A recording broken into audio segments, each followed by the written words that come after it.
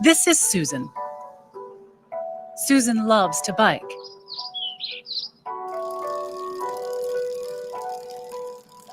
While out for a ride, she falls and breaks her arm. Special cells called neurons send a signal through the spinal cord to the brain, which interprets the signal as pain.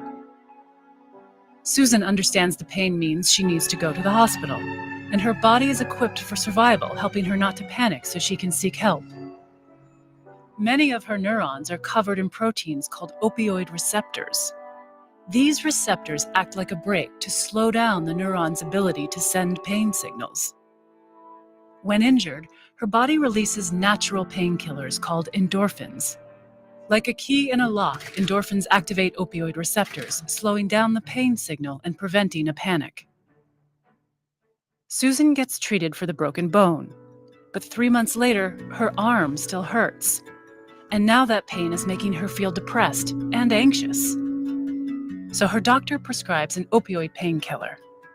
There are many different opioids, but they all share a chemical similarity to our own endorphins. This allows them to bind to the same opioid receptors and stop pain signals. But that's not all they do.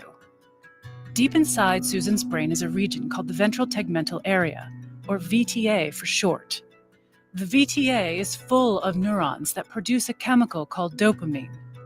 When something good happens, dopamine is released, giving Susan a feeling of pleasure. This helps teach her brain to keep seeking out good things.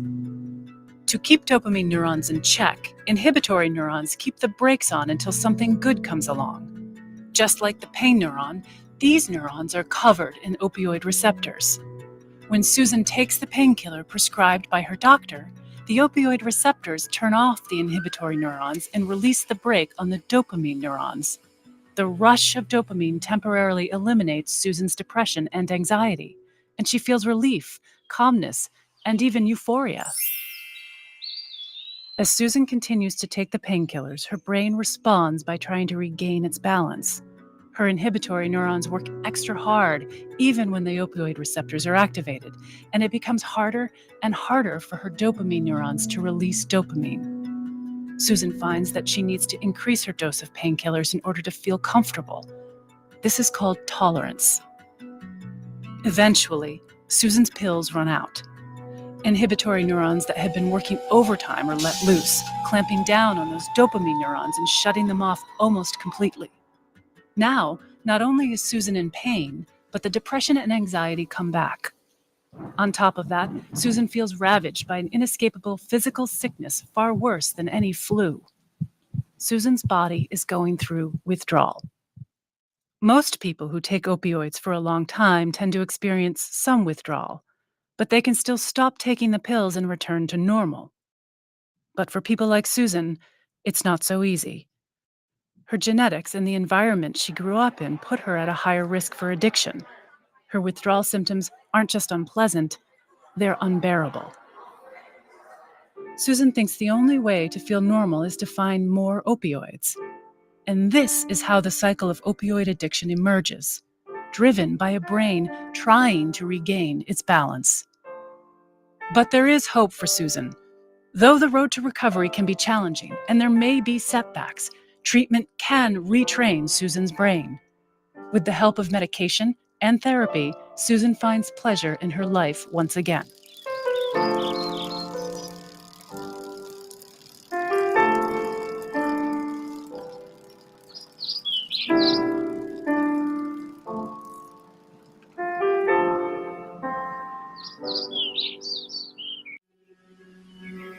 Overcoming drug addiction was difficult, but I found the path to recovery that worked for me. Treatment helped me come to terms with the issues in my life that caused me to use drugs. And I found better ways to cope. Learning I had a substance use disorder helped me realize I needed to make a change. The road to recovery is different for everyone. There were good days and bad days, but I found strength in seeking help. My friends and family made a huge difference in my recovery. I never gave up. I found my path, and I keep walking it every day. Find the path that works for you. Learn more at cdc.gov/stopoverdose. Good evening, everybody, and welcome to our edition of Speak Your Mind on this Friday. We're asking everybody the following question that we had asked yesterday about addictions. What do you think, or what do you think is the best approach to overcome addiction, or people who are struggling now with addictions? I have with me Ms. Lupita. Ms. Lupita, good evening. How are you doing? Good evening. I'm doing very well. Being here with the topic for today, we have our poll also that is still open since yesterday, so you guys could definitely scan the QR code that appears right there on the screen. And we have the following question: addictions. What impacts a person to have a substance abuse? With the options of relationship with family, mental health, financial situation, curiosity, environment, or friends. So we have those, and people definitely could scan the QR code so that by the end of the program, we can close our poll for tonight.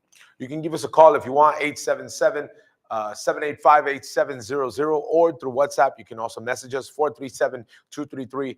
I think we have with us already Jackie. Let's see if we can connect her now. Miss Jackie, are you there? Yes, Pastor, I'm here. Miss Jackie, we have been asking everybody yesterday, today, about what do you think causes somebody to get addicted to a drug, to something? Do you think it's more mental, maybe because of a problem in the family, curiosity because of the friends?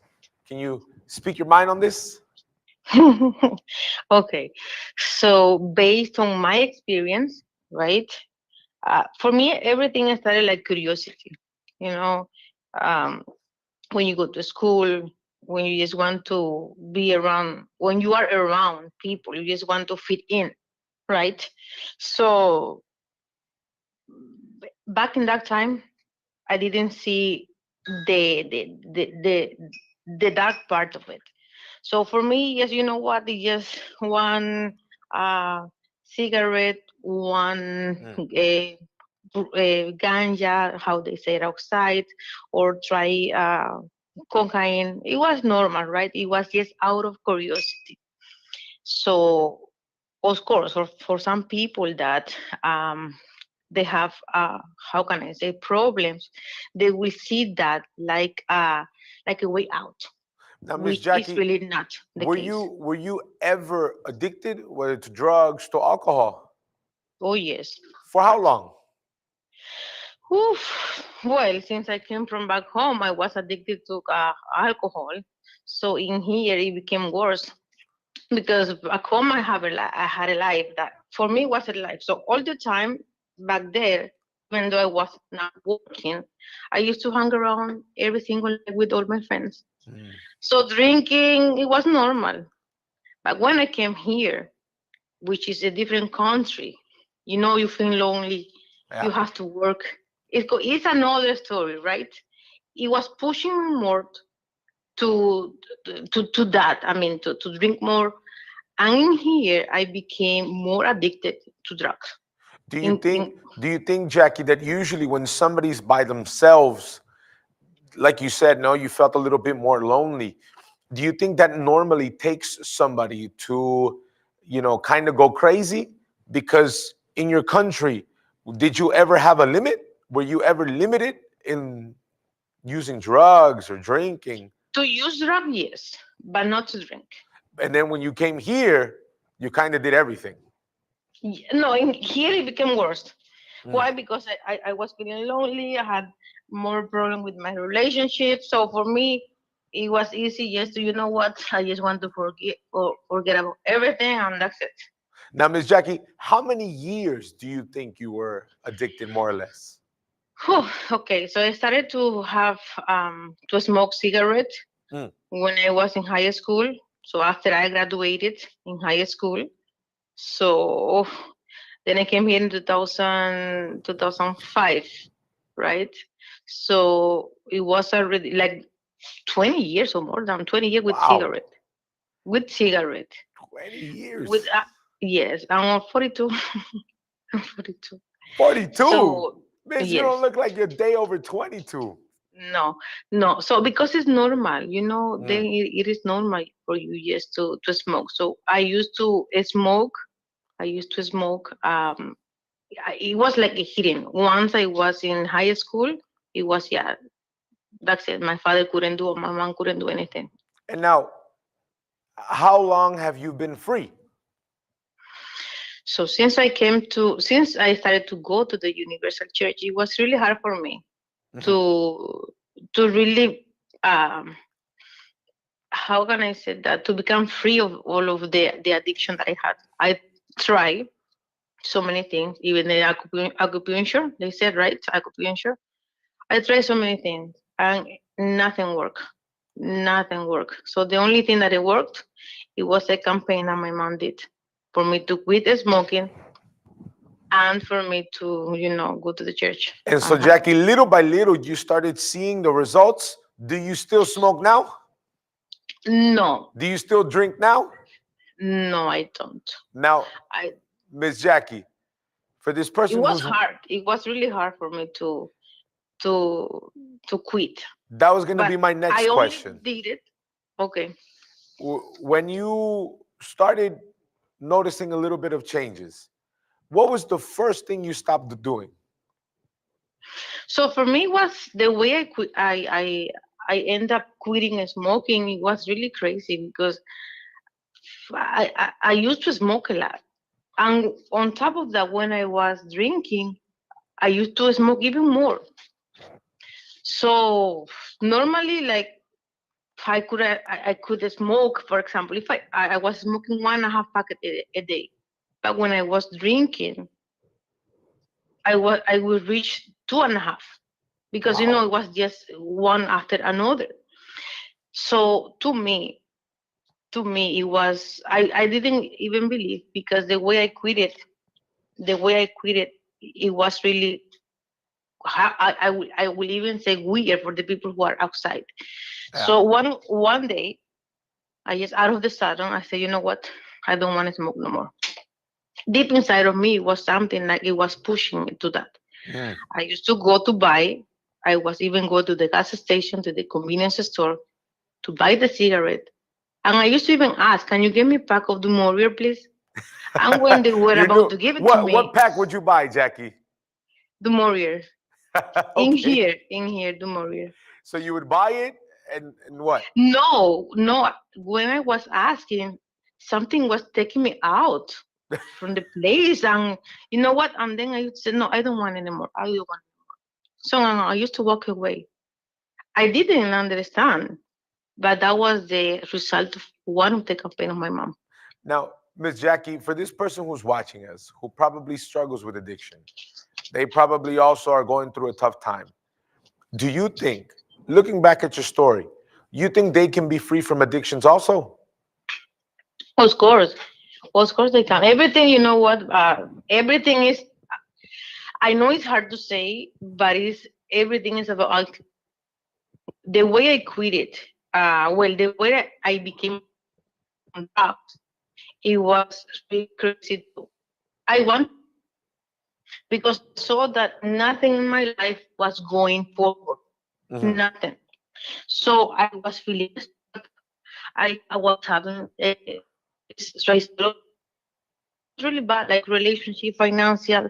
And I said, you know what, God, or you change me, or you help me, or you kill me. And now, Jackie, who is the Jackie today? Oh, now if I don't need anything of those, anything of that, not cigarette, not smoke, not crack. I mean, sorry, cocaine. I didn't use crack, cocaine. Uh, Nothing, no alcohol, nothing. Completely free. Once you are okay with God, and you obey and you do what you have to do, you don't need no therapy. You don't need to go nowhere. He will set you free. Miss Jackie, thank you so much for speaking your mind. Thank you so much for sharing your story. Have a good night, okay? Thank you so much, Pastor. Good night. 877-785-8700 or through WhatsApp 437-233-9815. I want to show you now a series of videos. Sometimes we hear about rehab, sometimes we hear about treatment, sometimes we hear about the side effects, the withdrawals, what one feels. But I want to show you these videos that better explain what we're trying to get at. We'll be right back. I don't know. I think that drugs and alcohol always held the promise of different than what I was. For example, if I am the color yellow one day, drugs hold the promise of me not being yellow. The next day, if I'm the color red, drugs hold the promise potentially of me being yellow. It's a total illusion what drugs are going to give you and what alcohol is going to promise you. It was like being in a new world where the rules were completely different. The cast of characters changed. First of all, we stayed up for days and days. And by days, I mean like 5 days was not unusual. So we're sleep deprived. And when we stay up for that long, I mean that I'm just drinking and consuming drugs. Everything about me moved differently and my brain started working differently. My words came out differently. My posture was different. My eye contact was different. It was like I was morphing into, and it wasn't just a transitional different person, it was a different person. I don't even know how any of us survived, to be honest with you. For me, I didn't get sober from a treatment center. Like I tried, I did everything that was asked, but I was miserable and I developed an eating disorder at the last treatment center that I was at. I came back to Toronto and I met with the woman I had met with before. She said to me, I can't help you. Like, you're getting worse. You know, you're gonna have to come back to me when you have some willingness. And I thought, I don't know what she's talking about. Like, what is she talking about? I'm willing. I went to treatment. How much more willing can you get? And then I went out and got drunk and got hit by a car. Then I realized I'm in like big trouble. You know, I'm going to die. There is just not even a question. There is no magic formula. It is desperation and it's willingness. There's a solution. And remember, this is my opinion based on my experience. Like, I can't be disingenuous and say that there are other ways. For me, there are no other ways. I tried all of them. And I think of the 12 steps as sort of the last house on the block. Like, the 12 steps, they help you to a spiritual solution. I had the baby when I was, I guess, 4 years sober. And the gift of sobriety with my baby is that I get to be really actually here. You know, not all the time perfectly, but here in a way that I think even some normal people don't have the ability to be, only because when you have the experience of active addiction and a brush with death and that kind of thing, I think that it gives you an appreciation for life.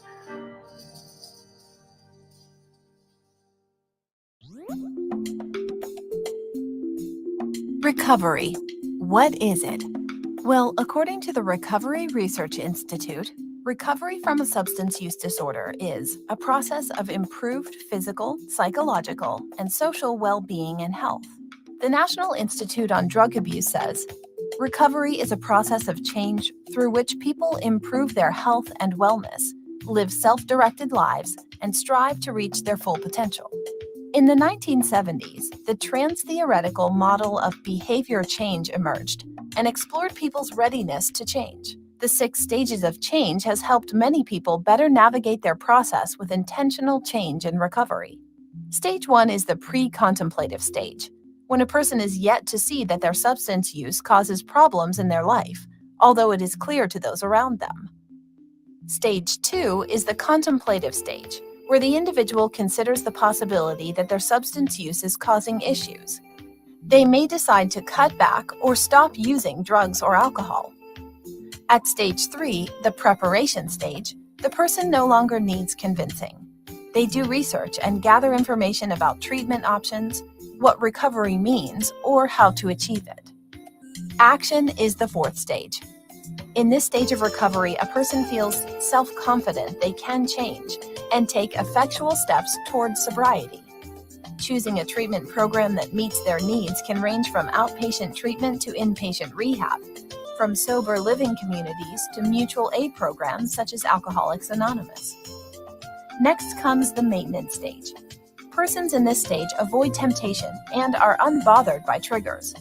By using available resources in their community, their families, or other supports, they can maintain sobriety.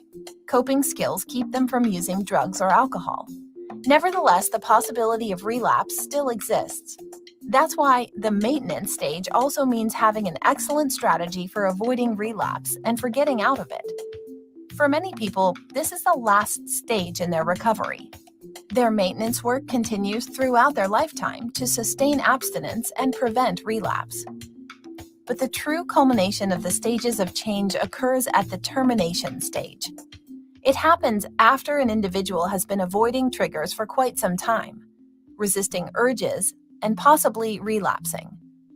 At this point, a person has no desire to return to their former alcohol or drug-seeking behaviors. As a result, their health has improved substantially, as has their quality of life. Recovery goes beyond abstinence, and getting help is easy. Someone is always a mere call, click, text, or chatbot away. Your bright tomorrow starts with positive change today. The idea of forcing someone with a drug addiction into rehab, experts say, is legally and ethically complex. But it's an idea Alberta's United Conservative Party's Minister of Public Safety says is being considered as the addiction crisis continues. To make sure that we are compassionate, and I would say that it's not compassionate to allow that person to continue to overdose 5 to 10 times a day. The Globe and Mail reporting Tuesday, Alberta is actively exploring creating a framework for what they call a Compassionate Care Act, involuntary treatment if someone with an addiction is charged with a non-violent crime, or if their family or police can prove to an independent panel it's necessary, pointing to programs in some U.S. states or countries like Portugal. But this type of policy would likely end up in court because of the Charter of Rights and Freedoms. The real argument would be whether government can justify that infringement on individual rights. And that would be a real uphill battle for them, given that I haven't seen compelling evidence for this kind of policy. And I think that it would be hard for them to demonstrate that they didn't have alternative policies available to them that would impair individual rights. Right now, the Mental Health Act already allows for someone to be committed against their will when dealing with a crisis, including drug addictions, but only under extreme criteria, if they pose an immediate risk to themselves or others. But they have the right to refuse treatment if they have the capacity to understand the risks. It may drive people to not seek treatment if they fear that seeking help might then subject them to involuntary treatments that they didn't want. The Minister of Mental Health and Addictions office maintaining no decision has been made, but they will continue to build out a full continuum of care, including prevention, intervention, treatment, and recovery. And while the NDP government in British Columbia has said they are looking into forced treatment, the Alberta NDP in a statement to City News saying this will not solve the drug poisoning crisis. To help someone suffering from addictions, you need to meet them where they are, while committing to investing in evidence-based mental health. In Edmonton, Carly Robinson, City News.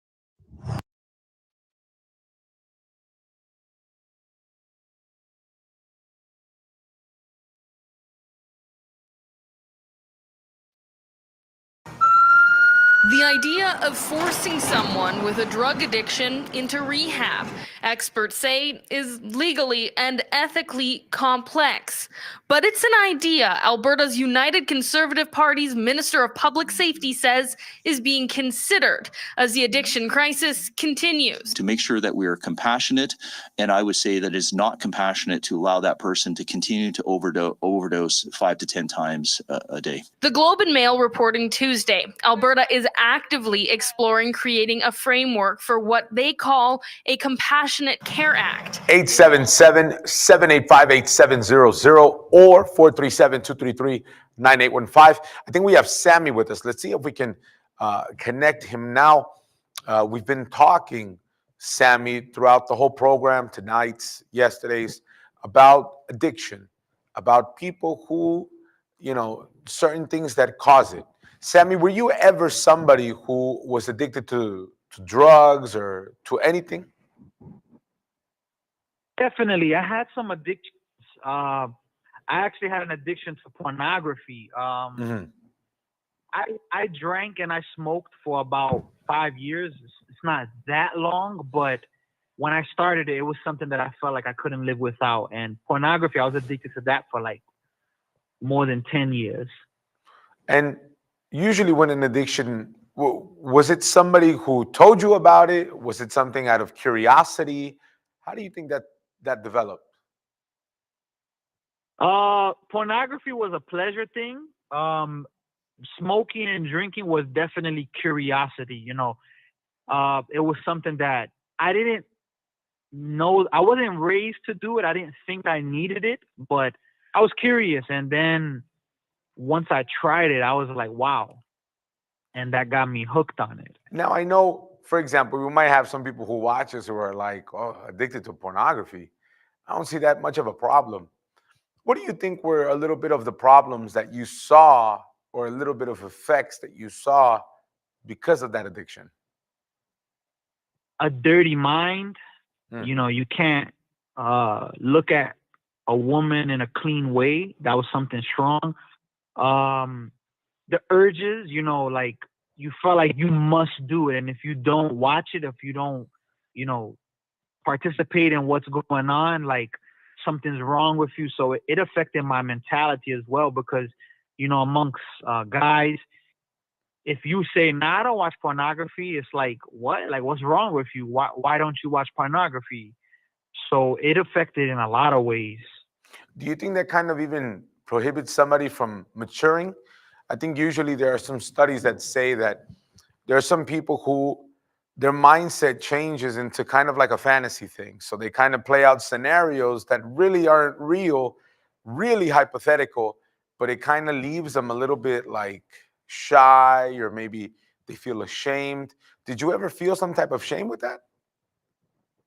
I felt shame. It's embarrassing, like in some cases, but some cases where oh, you the man, like you the man. Look what you're watching, and it makes good for good laughters. But going back to the fantasy part, that's a billion% correct, because there are guys today, from my experience, there's guys today that are like 50, 60, 40. They're high in their age, and they're still watching pornography. They some of them are married, some of them, and these are things that I've experienced. I've spoken to people and seen. They're married. They're they're high in age, but they're still watching, and they're watching every day. Some of them, if you go to their phone history, you're gonna see some crazy stuff there. And if I look at that Safari, or if I look at that Google Chrome, for a lot of people, yeah, it's like a it's like a fantasy, because they're watching something that the chances of them having it are slim. But if you ask them, they're like, oh, I wish I had that. Now, you see, Sammy, one of the things that I find a bit interesting, what do you think for you was a little bit, not worse, but maybe harder to overcome? Pornography or the drinking and smoking? Definitely pornography, because in some circumstances, drinking and smoking, it was illegal back then. It was illegal to smoke weed. You can't walk down the block. If you're in the hallway smoking weed, you're like, oh, snap, like, are the police about to come? If you're drinking, I was under 21, is somebody about to pull up? So, it was harder. But pornography, like, that's not, I mean, the websites say if you're 18 and older, if you're 18 or younger, don't go on these websites. But there's nobody there to watch or nothing like that. So, you get free will. You can watch it at any moment. And there was like these playing cards, like, I forgot the name of the card, spades, cards like that, where even those cards would have pornography on them. So pornography was just so easy. I think I remember when they would throw it on the floor. Yeah. Is that what you're talking about? Bad memory. It was like game cards, but yeah. But they were like little ones. Peter, you remember that? Did you ever see that? I'm asking Lupita as if she knows. Definitely not. I don't know. Sammy, is that what you're talking about? The little cards that had like women on them? Yeah, like the playing card. That's old. Hey, look, hold on, time out. If you don't know what we're talking about, Back then, there would be people, I don't know for what weird reason, they would give cards, and the card, right, Sammy, it would have like a woman naked on it. Yes, exactly. Okay. They don't do that anymore, thank God. But so something like that you were talking about. Exactly. It's like I remember being in third grade, fourth grade, and already being given those cards. And what, I was 9 years old, 8 years old. Like, that stuff was, you know, it was pressuring. Like, oh, if you don't watch, and then like if you try to look away, they're gonna be like, yo, what's wrong with you? Why you not looking? Yeah. Now, you know, usually when we think of an addiction, we usually think of drugs. We think of fentanyl. We think of marijuana. We think of cocaine. We think of crack. We think of Percocets. We think of something heavy. And in reality, although pornography, somebody probably was like, oh, that's it? That's all? That's a big problem.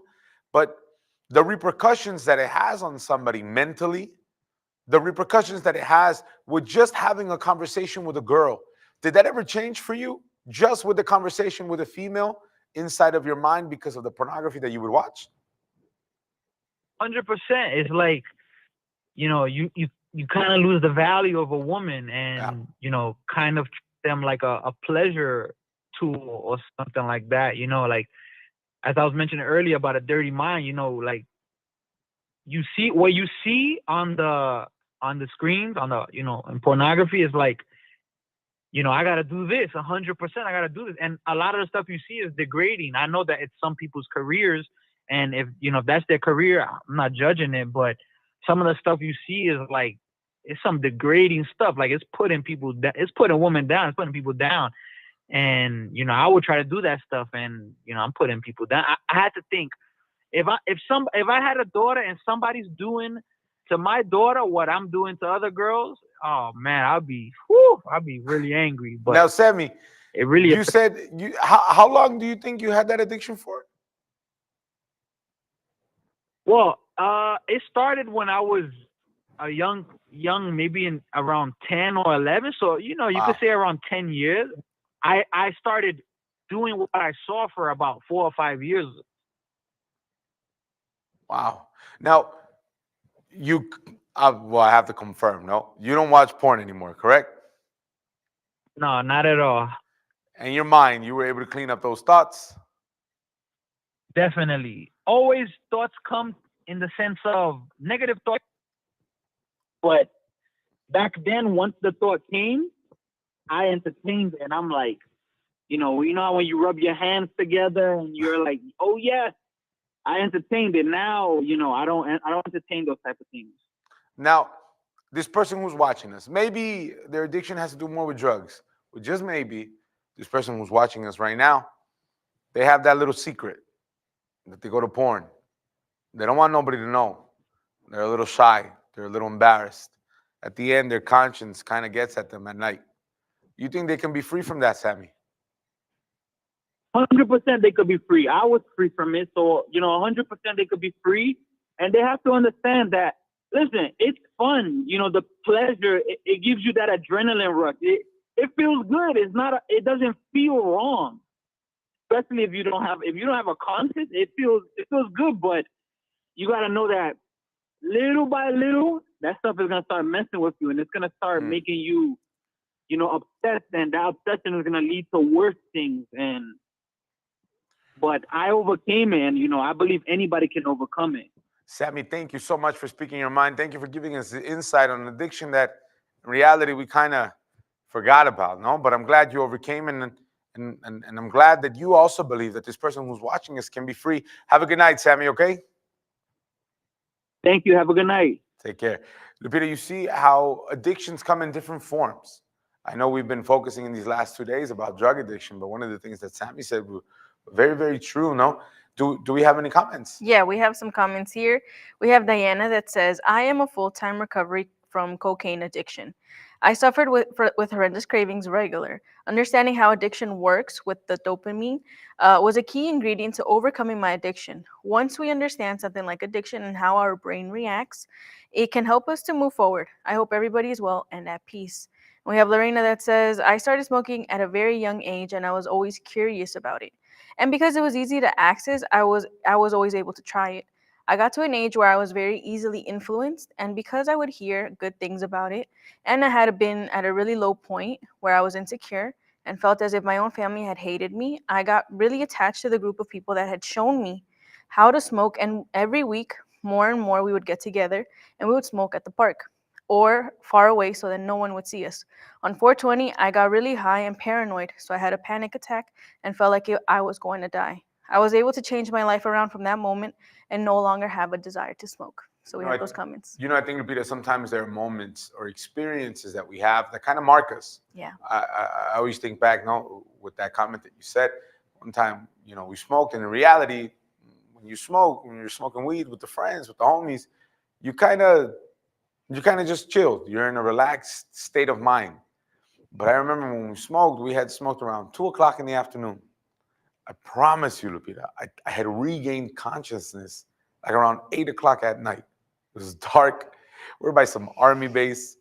I was lost. I was out of it. And sometimes that's exactly what happens. And you kind of think back and you're like, man, that's embarrassing. Man, anything could have happened. Well, that's why we urge you all who watch us to be careful. Just like Jamie Lee Curtis, she opens up on her drug addiction and how she was able to recover. Pay attention. I call myself a junkie. I refer to myself as a junkie simply so I demystify it. I call myself a dope fiend because I'm a dope fiend. This is the addiction issue, but I mean, there are lots of forms of addiction in the universe.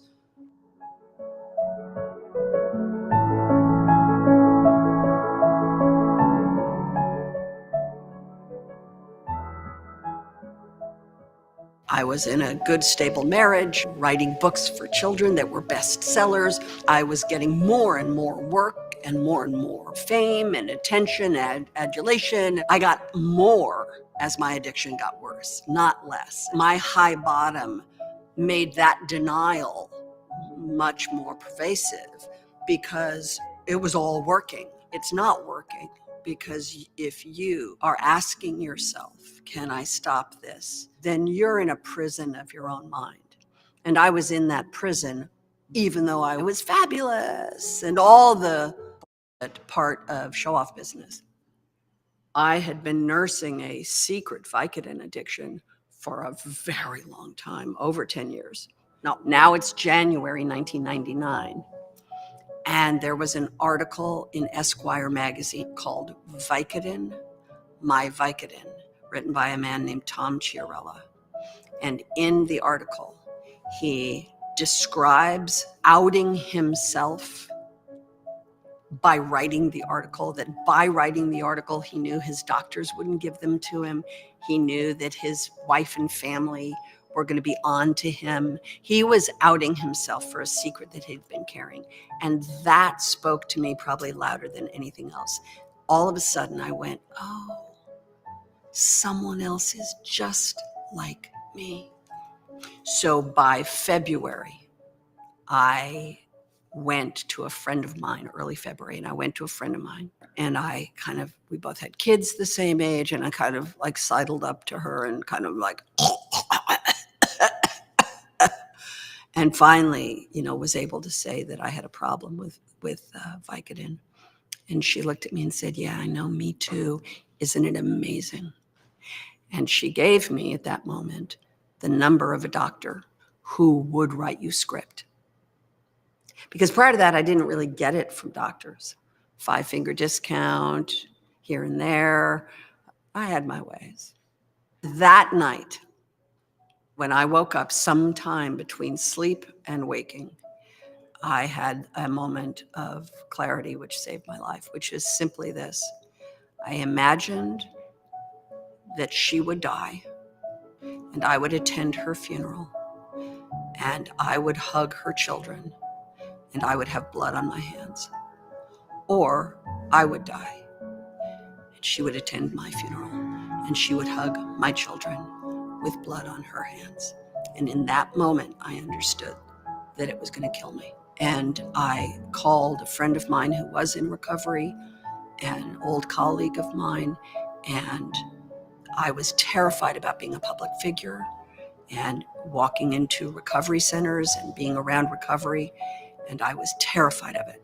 And I said to my friend who was a long time in recovery, I said, is there any way somebody famous can meet me and go with me into a recovery room? And a woman called me, and I met her, somebody I'd never met. And she walked in with me, and I've been sober since that day.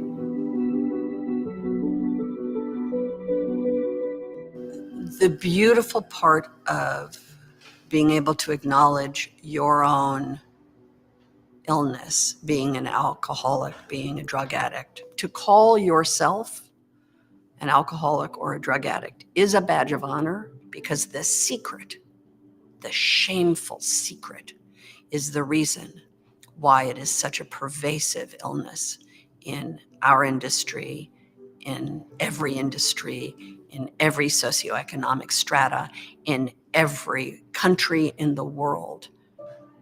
It is the secret shame that keeps people locked up in their disease.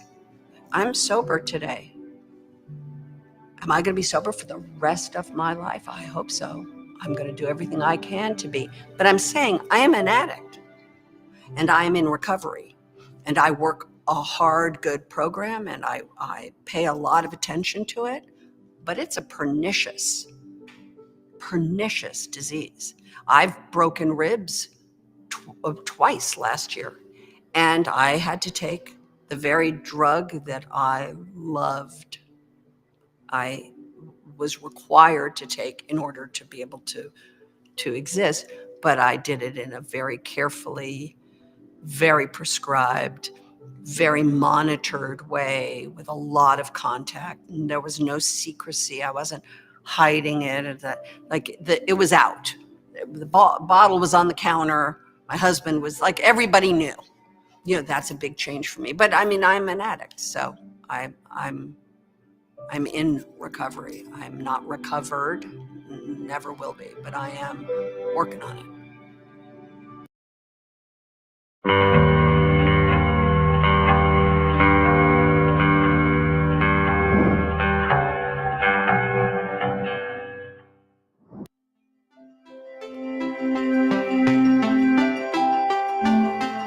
I mean, there are people who are trying to promote brain surgery for addiction using electrical stimulation of that area, and it doesn't work any better than methadone. And that's not to say that methadone isn't the most useful drug we currently have, but it does not involve invasive surgery. And I should say methadone and buprenorphine, the opioid agonists, are the best treatments that we have for opioid addiction. And what they do is two things. The first thing is they cut the death rate by 50%, which this happens whether you continue using on top or not. So that's like sheer harm reduction, and that's wonderful. If we can keep you alive long enough that you stabilize your life, that is a lot better than having you die. The other thing that they do is they allow people who are ready to stabilize their lives. So you couldn't tell right now if I was on a maintenance treatment or not, because basically once you get a tolerance to these drugs, you are not high or impaired, and you can drive and you can work and you can love and you can do all of these things.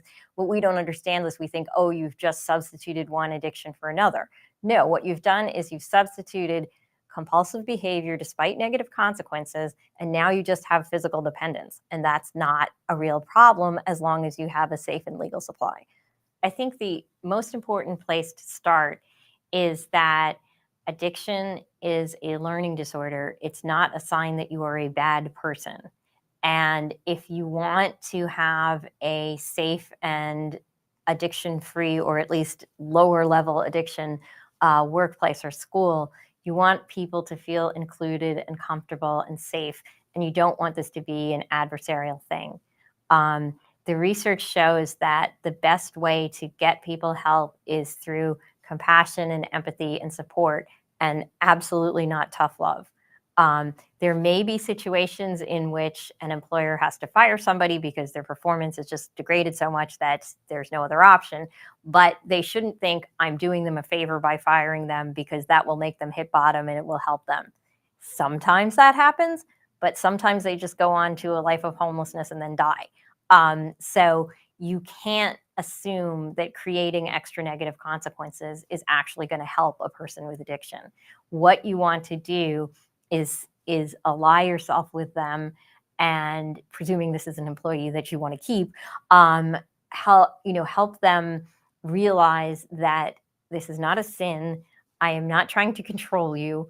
What I want to do is for you to be at your best, at work, at home. And you're not being at your best right now. So what can we do to help? You can approach somebody in a confrontational, degrading, and sort of high-powered manner, or you can approach them as an equal human being deserving of respect. And if you do the latter, you will have much better results. Well, and I have to say, it's almost never going to be easy because people, whether they have addiction or mental illness or anything else going on with them, often don't want to admit to themselves that there's a problem.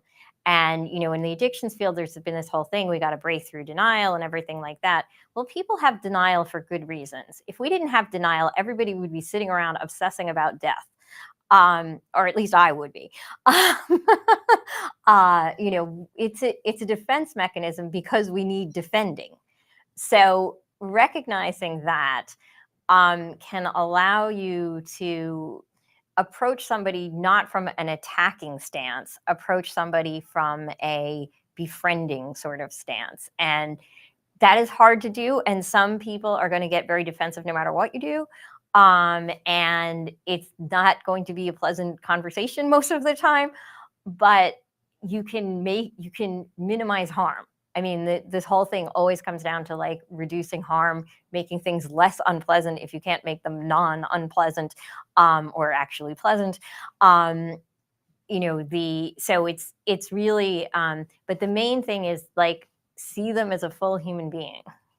And I think really important in getting people into any kind of treatment is that I always say this to parents or anybody who has an addicted loved one, the first step should always be a complete, thorough psychiatric evaluation by somebody who is not affiliated with any treatment organization. And we're back with all of you guys. Lupita, do we have the results of our poll? Yeah, we do.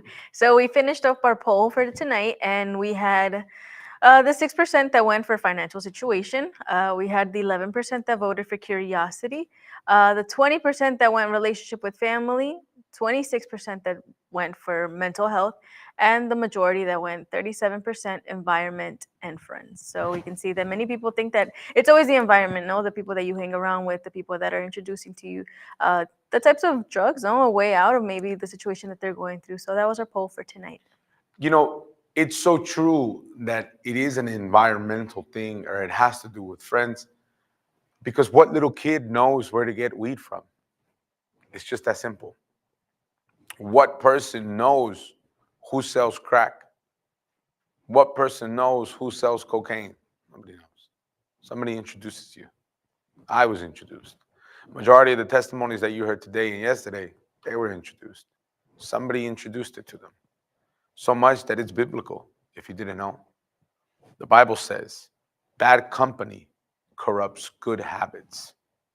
And if you're surrounded maybe with people, maybe even family, who kind of put this weight on you, this pressure on you, and you're uncomfortable, you don't feel good, I can tell you, there is a way out.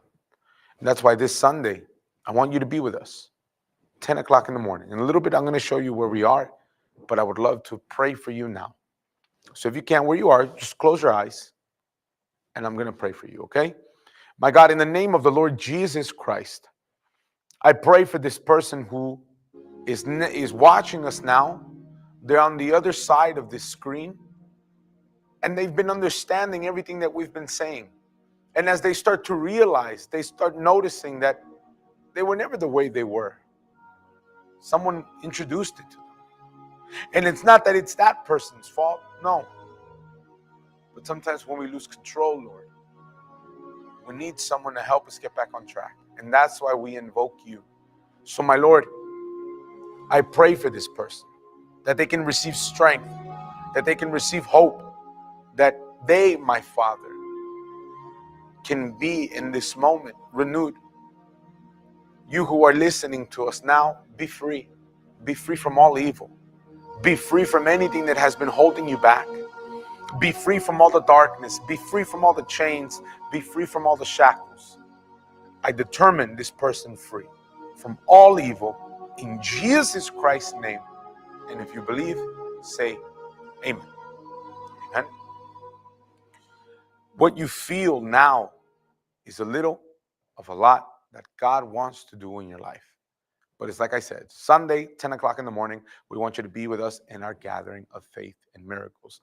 We're going to put the map right now on the screen and more. If you maybe have a family member and they only speak Portuguese, we have a floor that also gives services in Portuguese. If you have a family member who only understands Spanish, we have also services in Spanish.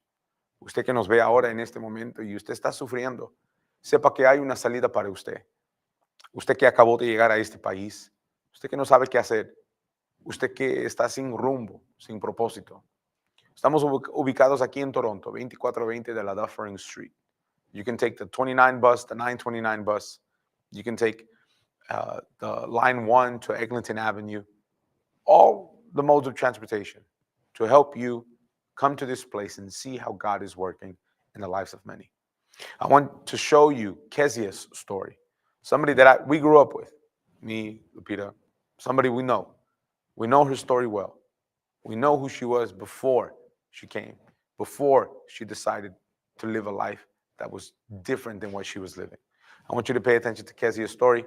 God bless all of you. See you Sunday. When I was around the age of 9, I was physically molested by a family member.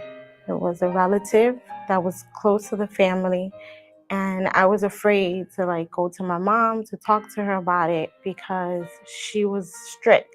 So I was scared that maybe she would have not believed me, or she would have taken it the wrong way. And I couldn't talk to my father because he wasn't always around. He was there, but he wasn't present all the time.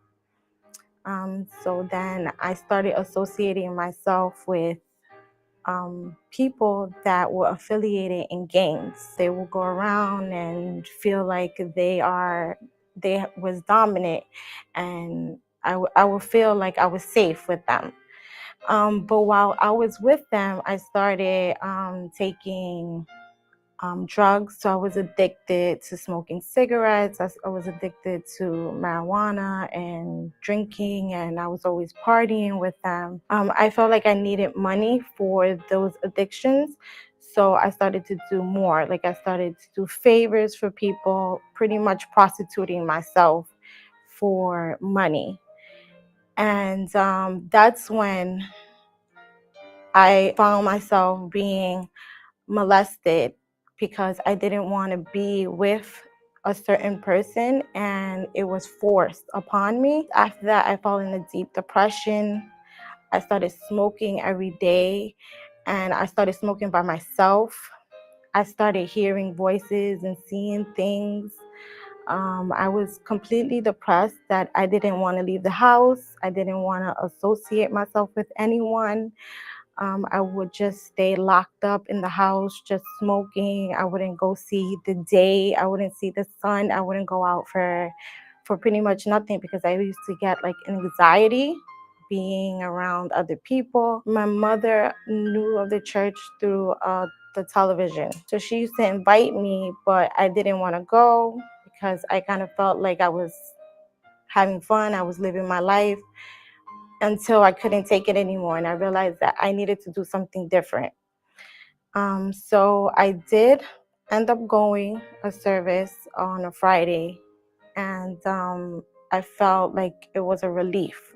I was, that heavy burden that I had on top of me was off of my shoulders. I felt like I needed to continue to go. I started to do the chain of prayer and I was delivered from my addictions. I wasn't as rebellious with my mother. My financial life was getting better. I received a promotion at work. I also received the Holy Spirit. Seeking the Holy Spirit was the only thing that I wanted to do at that time because I was in such a depression that there was no other solution for me. And when I received the Holy Spirit, it was just like a peace, an inner peace that I had. I didn't have any desire to smoke. I didn't have any desire to be around the people that I needed. I felt safe. I felt like I had that true love. I was certain that God was with me. Words couldn't describe it, but I just felt like it was such a joy, a happiness, something that I was lacking in a long time because I was seeking in wrong places. I finally found the peace I was looking for. Today, I am a brand new person. I am happily married. I don't feel like I'm lacking anything. I have 2 wonderful girls. I don't have any addictions to anything. And I'm happy. I'm happy.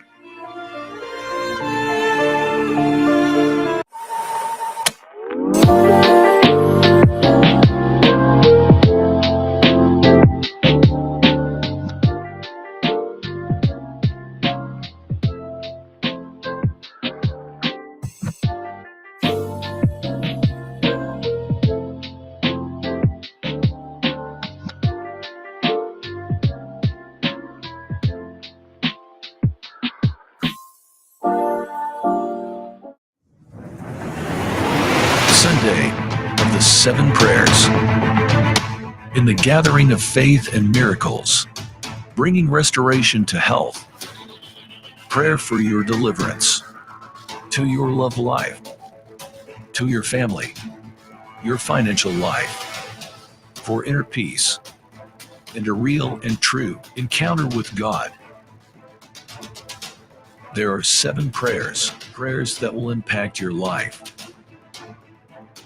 and destroy all your troubles, bringing new life in every way. Sunday of the gathering of faith and miracles. Sunday at 10 a.m. 2420 Different Street, 1 block north of Eglinton Avenue, and at every Universal Church in Canada.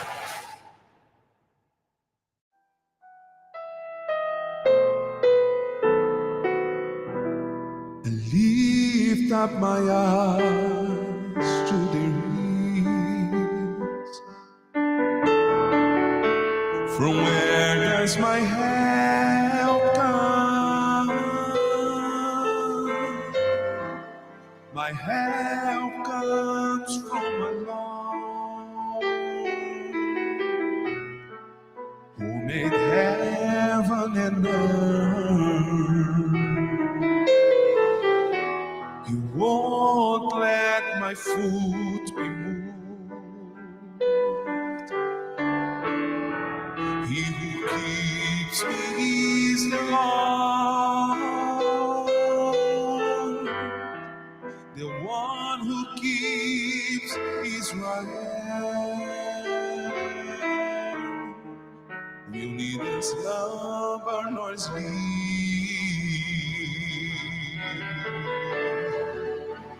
The Lord is my keeper. He's the shade on my right hand. He keeps my soul. He protects me from all evil. He keeps my going out.